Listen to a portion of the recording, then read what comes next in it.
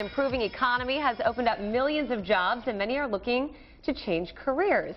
Nikki Correa here to explain job hopping and why it might not be so bad these days. You know, back in the day, it seemed like everyone just got a job, stayed with that company, worked their way up, but that's not the case anymore. No, there was a stigma years ago about job hopping. And that has changed these days where, you know, we're not talking about changing careers every 2 years, but 3, 4, 5 years if you're looking for a new opportunity. It's somewhat the norm now. Okay, well, that's interesting. And some factors to consider here. You have to weigh that before you make this career change. What are some of those factors? You know, the main factors are going to be salary. That's number one. Better work-life balance. It could be different management, different office culture. New skill set, promotion, and I would just say there definitely are benefits to that. You know, certainly a new company could supply that for you, but to really think that through before you make that jump. We were talking before. Yes.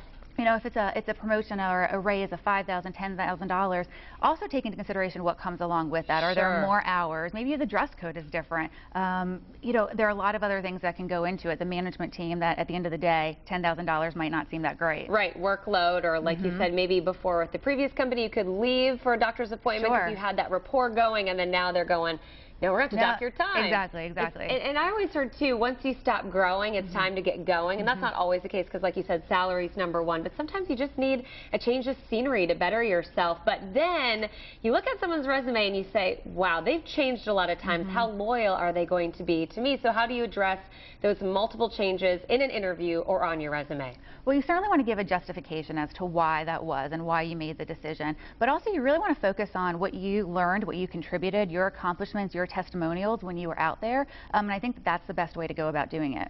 Okay, yeah, really interesting. Focusing on the positive, not the negative. And then also, I know we kind of touched on this, but some of the risks of job hopping. Anything else you wanted to mention besides maybe an office culture change? Yeah, I mean, the biggest risk is going to be, I would say, stability. You know, if you don't make a hasty decision. If you're leaving because of you don't get along with your manager, if you're leaving for just a different culture that you think might be better somewhere, really make sure that you are addressing those questions in an interview.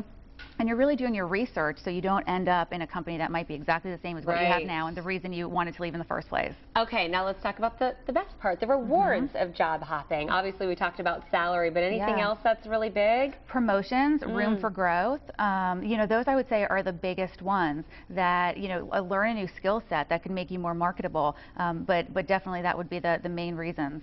Don't be afraid to do it. If you're thinking now might be the time, it is. All right, that's a good sign, too, that the economy is improving. For sure. Nikki Correa, appreciate your time this morning. Thank you.